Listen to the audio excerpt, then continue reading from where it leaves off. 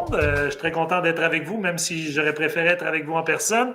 Alors, mon nom est Christophe Zamuner, je représente la CEPAC. Je suis directeur général des établissements touristiques de la CEPAC. Ça fait déjà 15 ans que je suis à la CEPAC. J'ai fait 7 ans à l'Aquarium du Québec et depuis 2 ans, j'ai pris la direction générale de tous les établissements touristiques de la CEPAC. Je vais vous dire un peu c'est quoi la CEPAC. C'est une société d'État qui a été créée en 1985.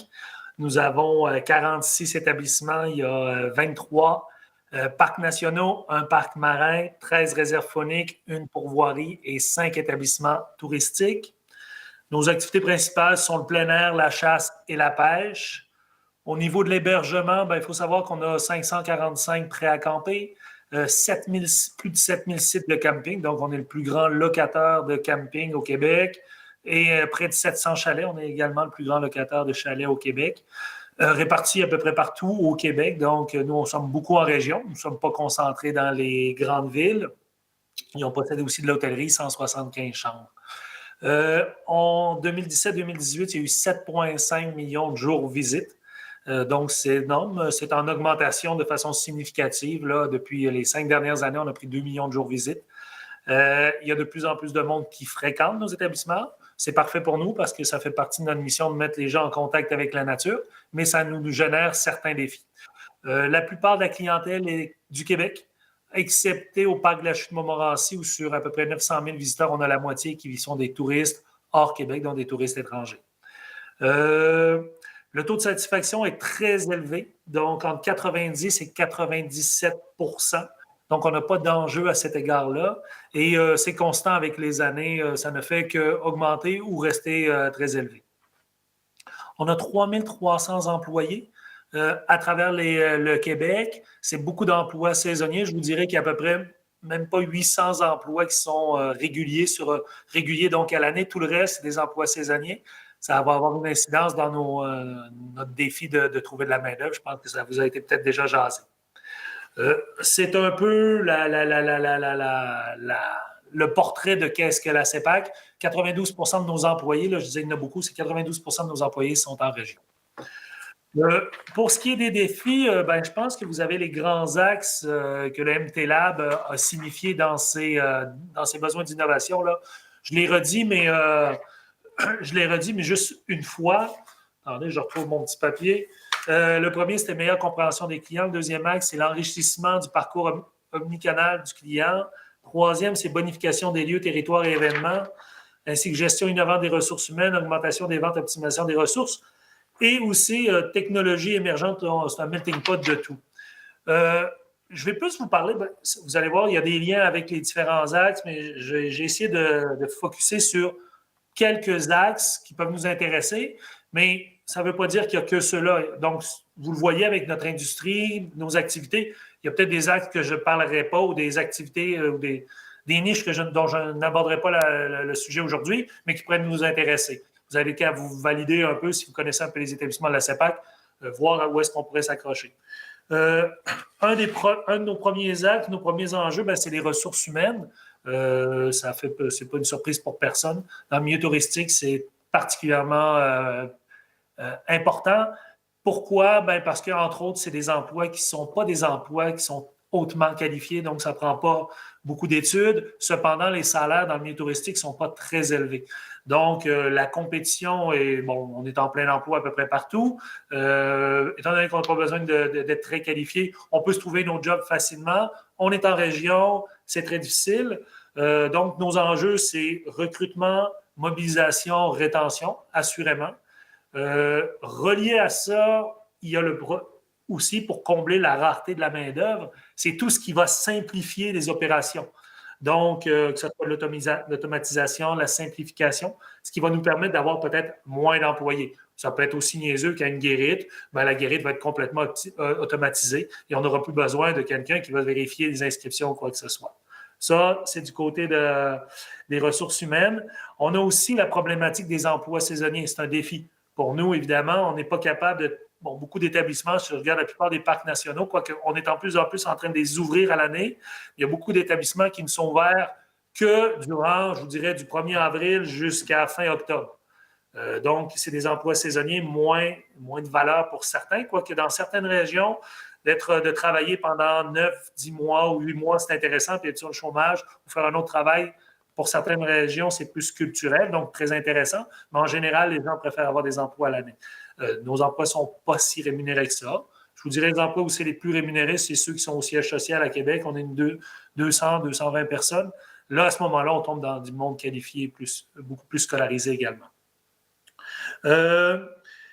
Dans les opérations en tant que telles, ce qui nous préoccupe de plus en plus, étant donné qu'il y a de plus en plus de personnes, de plus en plus de clients, c'est tout ce qui est goulot d'étranglement.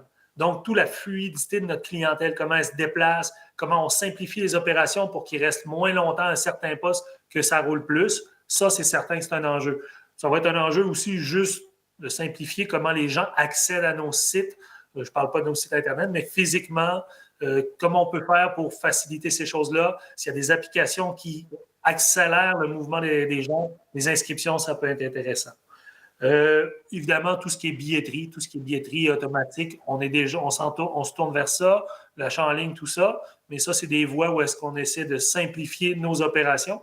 On est une société d'État, des fois ça a des avantages, des fois des désavantages, des fois on est très lourd dans nos processus administratifs, malgré le fait que depuis 3 ans, on essaie de les simplifier. Donc, tout ce qui est simplification, fluidité de la clientèle, c'est bon pour nous. Évidemment, il y a tout le gros côté, là, la clientèle, bonifier son expérience client. L'an dernier, quand j'avais fait la présentation à MT Lab, j'avais beaucoup parlé des expériences interactives, mais pour l'Aquarium du Québec particulièrement. Là, tout ce qui bonifie une expérience client à la grandeur de la CEPAC, ça peut être pour un établissement, ou ça pourrait être pour tous les parcs nationaux, disons, ou tous nos hôtels, ou quoi que ce soit, ou tous les gens qui sont en chalet, peu importe, ça peut être très large ou très spécifique, ça peut être intéressant. Là, évidemment, bonifier l'expérience client, je parle de tout ce qui est interactif, réalité virtuelle, quoi que ce soit. On avance là-dedans, mais on n'est pas les précurseurs. Il faut savoir que la société n'a pas tant de moyens que ça. On est une société d'État, mais on n'est pas Hydro-Québec. Je vous dirais entre vous et moi, c'est une société d'État plutôt pauvre, la CEPAC. 80, il faut savoir qu'on reçoit très peu d'honoraires de gestion. La seule partie qu'on reçoit d'honoraires de gestion, c'est quelques millions pour les parcs nationaux. Mais tout le reste des établissements, c'est comme si c'était du privé. On génère nos propres revenus, puis le petit profit qu'on fait, on le réinvestit dans les établissements. Donc, si vous m'arrivez avec une expérience réalité virtuelle à 10 millions de dollars, je risque de vous dire on va commencer par un projet pilote à 10 000. Mais bon, j'exagère un peu, mais il faut faire attention. Évidemment, tout ce qui est l'autre côté de la CEPAC, là, tout ce qui est vert, pratique durable et tout ça, ça nous touche évidemment. Que ce soit la gestion des déchets, je pense on travaille sur un projet gestion des déchets dans les cuisines d'hôtels et de restaurants, ça nous touche. Tout ce qui est santé, ce qui touche la santé, le plein air, évidemment, notre mission, c'est de mettre en contact les gens avec la nature. Donc, tout ce qui est santé, c'est intéressant pour nous. Puis, on a un volet, on a des restaurants, on a plusieurs restaurants, on a évidemment des casse-croûtes dans la plupart de nos établissements, mais tout ce qui est nourriture, la tendance avec le foodies, ça peut être intéressant, l'emballage sous vide, la cuisine, améliorer notre performance en restauration, ça peut être intéressant. C'est principalement les enjeux, il y en a plusieurs autres, mais je vais me limiter à ça. Il y a des choses qu'il faut que vous sachiez, puis vous pensiez puis là, je reprends ma vieille présentation dans le temps où est-ce qu'on était, j'avais présenté pour l'Aquarium. Il faut faire attention. Est-ce que les projets que vous présentez, vous savez, beaucoup de notre chose est extérieure, intérieure. S'il y a des choses qui fonctionnent qu'à l'intérieur, il y a beaucoup de nos activités qui sont à l'extérieur. Donc, il faut en tenir compte pour qu'il y ait un intérêt pour nous. Est-ce que c'est quelque chose de masse ou est-ce que c'est individuel? Il faut poser ces questions-là. Est-ce que ça va servir à un client? Ça va servir à tous les clients. Pensez qu'une journée au parc de la Chute-Montmorency, il peut y avoir 10 000 personnes.